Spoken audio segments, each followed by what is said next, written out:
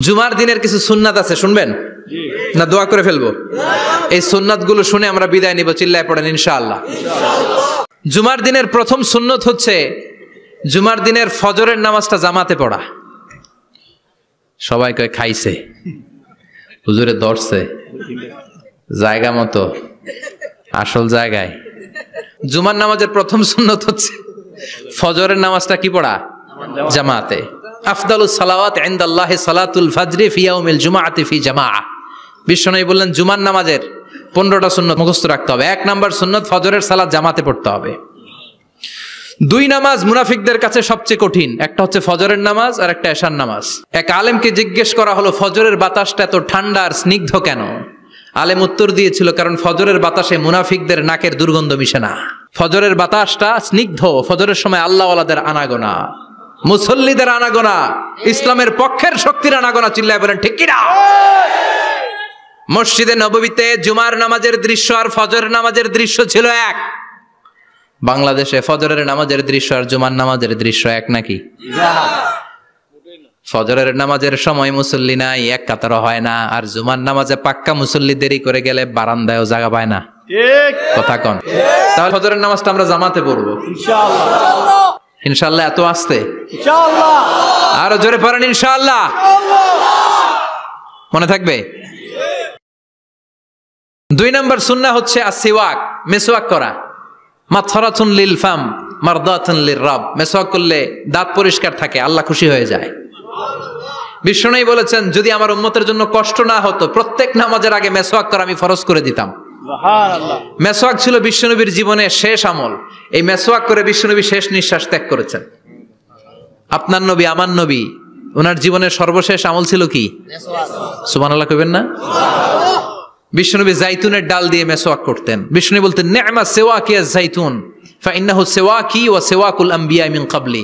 জাইতুনের ডালের মেসওয়াক কতই না ভালো, কারণ এটা দিয়ে আমিও মেসওয়াক করি, আমার আগে সব নবীরাই জাইতুনের ডাল দিয়ে মেসওয়াক করেছে। সুবহানাল্লাহ। 3 নাম্বার হচ্ছে দুহুন, তেল মালিশ করবেন। বিশ্বনবী জাইতুনের তেল চুলে আর গায়ে দিতেন। বিশ্বনবী বলতেন ওয়াদাহিনু ফাইন্না ফিত তাদহিনে বারাকাত। তেল খাও, তেল দাও, তেল মালিশ করো, তেলের ভেতরে আল্লাহ বরকত ঢুকাইয়া দিছে। তেল দিবেন তো? 4 নম্বরে আত্তিব, জুমার দিনে সুগন্ধি লাগিয়ে যাওয়া সুন্নাত। লাগাবেন? লাগাতে রাজি আছেন? বিশ্বনবী বলতেন এই দুনিয়ার 3টা জিনিস আমার কাছে সবচাইতে প্রিয়। হুব্বিবা ইলাইয়া মিন দুনিয়াকুম সালাস। 1 হচ্ছে আন-নিসা, নারীদেরকে আমি পছন্দ করি। 2 হচ্ছে আত্তিব, সুগন্ধি লাগাতে আমি পছন্দ করি। বিশ্বনবীরে কেউ সুগন্ধি হাদিয়া দিছে, বিশ্বনবী নেয় নাই, এরকম কোন ঘটনা ঘটে নাই। আল্লাহু আকবার। কুররাতু আইনি ফিস সালাহ। নামাজের মধ্যে যখন আমি দাঁড়িয়ে যাই আমার চক্ষুটারে ঠান্ডা করে দেয় কে? আবার বিশ্বনবী বলতেন আরবাউন মিন সুনানিল মুরসালিন। 4টা সুন্নাত সব নবীদের সুন্নাত। 1 নম্বরে আল হায়া মানে লজ্জা। আরেক বর্ণনা এসেছে আল খিতান মানে সুন্নাতে খাতনা, এটা সব নবীদের ছিল। আর সেওয়াক, সব নবীরা মেসওয়াক করেছেন। আত্তিব, সব নবীরা আতর লাগিয়েছেন। আর নিকাহ, সব নবীরা বিয়েও করেছেন। চিল্লায় পড়েন আল্লাহু আকবার। আল লিবাস আহসানা সিয়াব, সুন্দর জামা পরা। নট নেসেসারি যে নতুন জামা হতে হবে, পুরাতন জামাও ধুয়ে আয়রন করে পরলে একটা সৌন্দর্য আছে না নাই? ইন্নাল্লাহা জামিল ওয়া ইউহিব্বুল জামাল। আল্লাহ নিজে সুন্দর, সৌন্দর্যকে আল্লাহ পছন্দ করেন। পৃথিবীতে সবচেয়ে সুন্দর কে? পৃথিবী সুন্দর, মানুষ সুন্দর, আসমান সুন্দর, জমিন সুন্দর, সুন্দরে সুন্দরে পাল্লা। জানি না কত সুন্দর তুমি আল্লাহ, জানি না কত সুন্দর তুমি আল্লাহ। সুবহানাল্লাহ পড়েন। ইন্নাল্লাহা ইউহিব্বু আইয়ারা আসারা নি'মাতিহি আলা আবদি। আল্লাহ তার বান্দার উপর তার নেয়ামতের ছিটেফোঁটা দেখতে চান। আপনি যদি ধনী হন দামি জামা পরবেন, সুন্দর জামা পরবেন। অনেকে আছে অনেক ধনী কিপটুসের মতো সিরা জামা পরে, আছে না নাই? আপনি ধনী মানুষ, আপনি সিরা জামা পরছেন কেন? আপনার যে সম্পদ আছে এটার বহিঃপ্রকাশ আল্লাহ দেখতে পছন্দ করে। আপনাকে যে আল্লাহ কি নাজ নেয়ামত দিয়েছে, অহংকার ছাড়া স্বাভাবিক বহিঃপ্রকাশটা আল্লাহ দেখতে পছন্দ করে। কোন সুবহানাল্লাহ।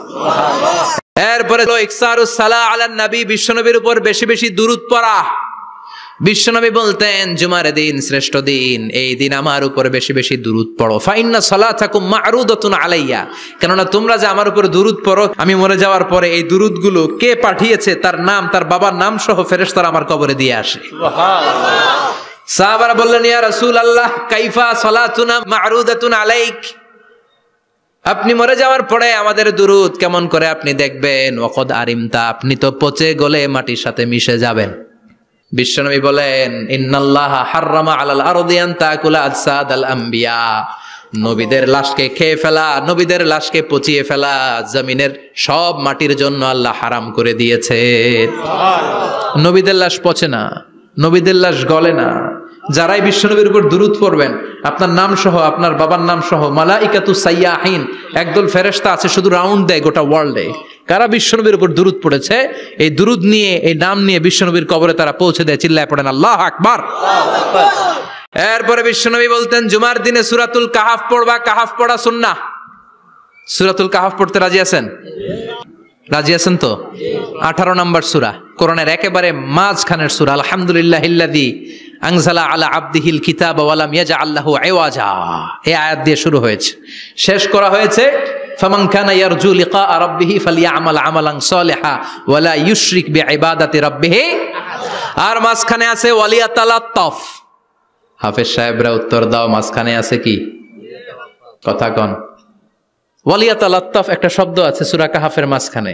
কোরআনের সব জায়গায় এক ফন্টে আয়াতগুলো লেখা, কিন্তু ওয়ালিয়াতালাত্তাফ মোটা করে লেখা আছে না? ডবল ফন্টে লেখা, মোটা, কারণ এটা কোরআনের একেবারে মাঝখানে অবস্থিত এই শব্দটা ওয়ালিয়াতালাত্তাফ।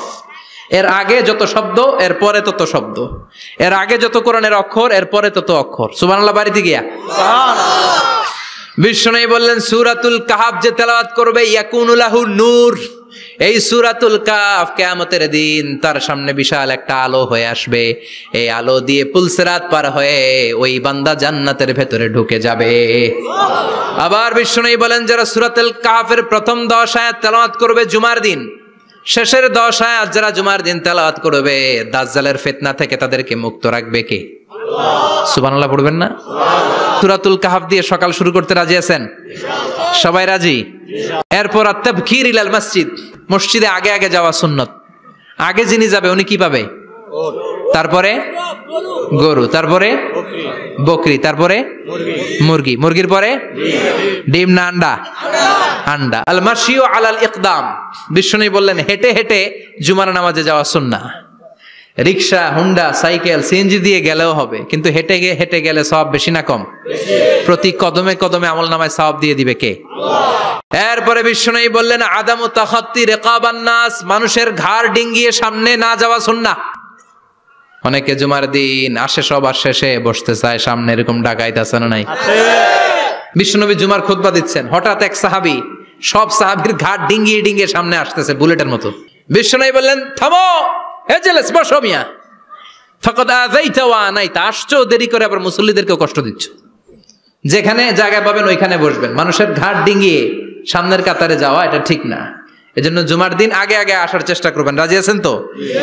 এরপরে বিশ্বনবী বললেন দুখুলুল মসজিদে রাকাতাইন, জুমার নামাজের দিন মসজিদে ঢোকার পরে 2 রাকাত পড়া সুন্নত। কয় রাকাত? 2 রাকাত। রাজি আছেন?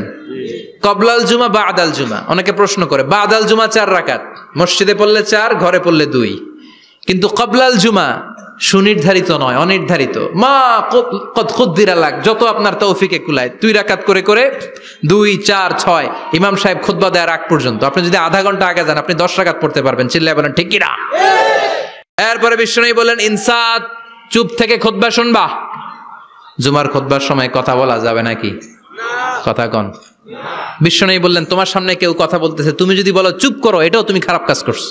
চুপ করো তোমার কইতে কইছে কে? চুপ করো বলে তুমি আরেকটা ভেজাল লাগাইছো। চিল্লায় বলেন ঠিক কিনা?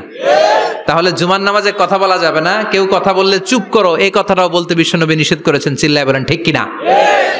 এরপরে মজার একটা কথা বিশ্বনবী বলেছেন, জুমার নামাজ পড়তে যেয়ে যদি কারো ঘুম আসে জায়গা চেঞ্জ করে বসো। জুমার নামাজ পড়তে যেয়ে ঘুমান না, এরকম কে কে আছেন আল্লাহর ওলি? হাত তোলেন। হাত তুলতে পারবেন? আমিও তুলতে পারবো না, আমি কত ঘুমাইছি। জুমার খুতবা শুনতে গেলে ঘুমাস, কারণ রহমত নাজিল করে কে? আল্লাহ। পুরো মসজিদের ডানে বায়ে রহমতে ঠাসা, খালি ঘুম আর ঘুম। আছে না নাই? ঘুম আসলে কি করবেন? উঠে যাবেন, উঠে জায়গা চেঞ্জ করবেন, পানির ঝাপটা দিবেন, ঘুম দূর করে দিবে কে? এরপরে বিশ্বনবী বললেন জুমার দিন দোয়া করলে কবুল হয়। এমন একটা সময় আছে জুমার দিনে, ওই সময়ে যদি বান্দা আল্লাহর কাছে কিছু চায়, সেটা না দিয়ে খালি হাতে আল্লাহ বান্দারে ফিরাইয়া দেয় না। সেটা কখন? অনেক ইখতিলাফ আছে, বেশিরভাগ মুহাদ্দিসিন বলেছেন জুমার দিন আসরের নামাজের পর থেকে মাগরিবের আগ পর্যন্ত, বিশেষ করে মাগরিবের আগের আধা ঘন্টা, এই সময় আল্লাহর কাছে বান্দা যদি কিছু চায়, এই দোয়া আল্লাহ ফিরিয়ে দেয় না। এই 15টা সুন্নাত আমল করা যাবে তো? সবাই রাজি? জুমার খুতবা মনোযোগ দিয়ে শুনবো তো? আগে আগে আসবো তো? দোকানপাট বন্ধ করে জুমার নামাজের ভাবমূর্তি রক্ষা করবো তো? খতিব সাহেব যারা আছেন জুমার আলোচনাটাকে আরো কনস্ট্রাকটিভ ওয়েতে নেন, সব বন্ধ হবে, জুমা বন্ধ হবে। তাফসির মাহফিলে 144 ধারা আছে না নাই? জুমার মাহফিলে আছে? জুমার দিন 144 জারি করছে ওই মসজিদের জুমায়, কোনদিন শুনছেন? এই জন্য জুমাটাকে আমাদেরকে কাজে লাগাতে হবে। আল্লাহ তুমি তৌফিক দাও। আর জোরে পড়েন আমিন। সুবহানাকাল্লাহুম্মা বিহামদিকা আশহাদু আল্লা ইলাহা ইল্লা আনতা আস্তাগফিরুকা ওয়া আতুবু ইলাইক।